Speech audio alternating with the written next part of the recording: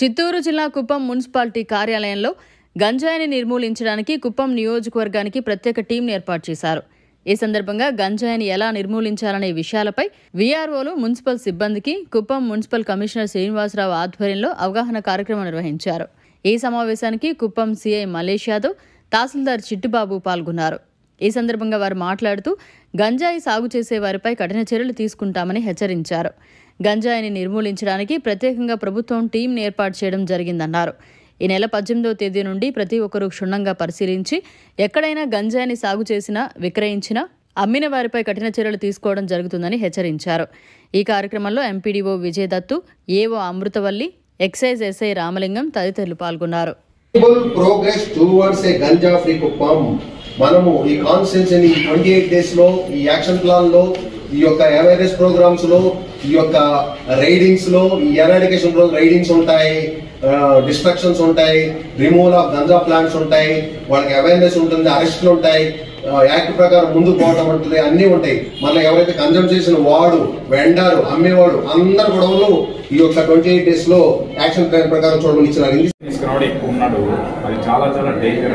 అది హెల్త్ కి చాలా ఇబ్బందికరమైనటువంటి పరిస్థితులు వస్తాయి. నాడీ వ్యవస్థ పైన ప్రధానంగా దాని ప్రభావం ఎక్కువగా ఉంటుంది. సార్ ఆల్రెడీ చెప్పారు, మన ఎక్సైజ్ ఎస్ఐ గారు చెప్పారు, చాలా చాలా డేంజర్ అది. రైట్, మన రోల్ ఏంటి మీకు అందరికీ సార్ క్లియర్గా నేను అనుకున్నాను. ఏదో మీటింగ్ అంటే ఒక రకంగా చెప్తాడేమో సార్ అనుకున్నాను, కానీ each and everything pin to pin point వైజ్గా ఎక్స్ప్లెయిన్ చేశారు.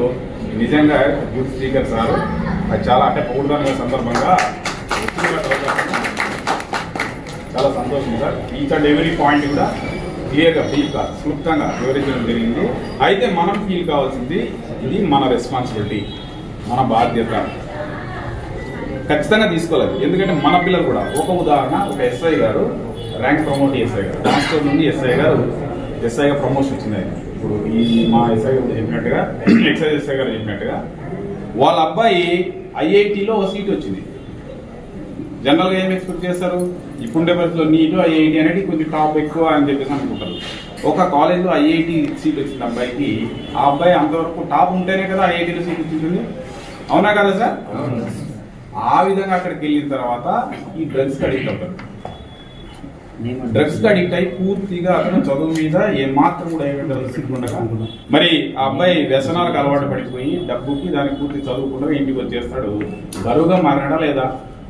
సో మనందరూ కూడా, మీరు ఇప్పుడు ఇంటికి వెళ్ళిన తర్వాత మీ మనసులో ఖచ్చితంగా పిల్లల గురించి ఆలోచిస్తుంటాం. జనరల్గా ఏదో సందర్భంలో సార్ చెప్పినా, ఎవరు చెప్పినా, ఏం చెప్పినా, ఏదో మన పని చేస్తూ ఉండి కూడా మన పిల్లల గురించి ఆలోచిస్తామా లేదా? రేపు పొద్దున్న ఈ గాంజా తీసుకునేవాడు మన పిల్లడు కాకూడదని గ్యారెంటీ ఏమని సార్? ఒక్కసారి క్వశ్చన్ వేసుకోండి. అది చాలా చాలా డేంజర్, చాలా ప్రమాదం. మినేస్ ఇట్స్ ఏమంటారు దాన్ని, మనం కొలమానం చేయలేని ప్రమాదంగా వస్తుంది సార్. వాళ్ళను ఐడెంటిఫై చేసిన తర్వాత వాళ్ళకు నచ్చ చెప్పి అగ్రికల్చర్ కానీ, హార్టికల్చర్ కానీ, సెరికల్చర్ కానీ ఆఫీసర్స్ ఏం చేస్తారంటే వాళ్ళకు నచ్చ చెప్పి, ఇట్లా డిపార్ట్మెంట్స్లో చాలా సబ్సిడీలు ఇచ్చే పథకాలు ఉన్నాయి, మీకు ఏ పంటలు నచ్చితే ఆ పంటలను సాగు చేసుకునే దానివల్ల దానికంటే ఎక్కువ లాభం పొందవచ్చు అని చెప్పి నచ్చ చెప్పి ఆ ప్లాంటేషన్ వైపు, ఆల్టర్నేటివ్ ప్లాంటేషన్ వైపు మొగ్గు చూపేటట్లు చేస్తాం. అదే మా లాభాన్ని ఇచ్చే పథకాలు ప్రభుత్వం ఎన్నో ప్రవేశపెట్టున్నది. అగ్రికల్చర్ కానీ, హార్టికల్చర్ కానీ, సెరికల్చర్ కానీ, దానిలో ఏది మీకు ఇష్టమైతే దాని వైపు మళ్లించే ప్రయత్నం చేస్తాం. మరిన్ని అప్డేట్స్ కోసం మన HN9 టీవీ ఛానల్ ని సబ్స్క్రైబ్ చేసుకోండి.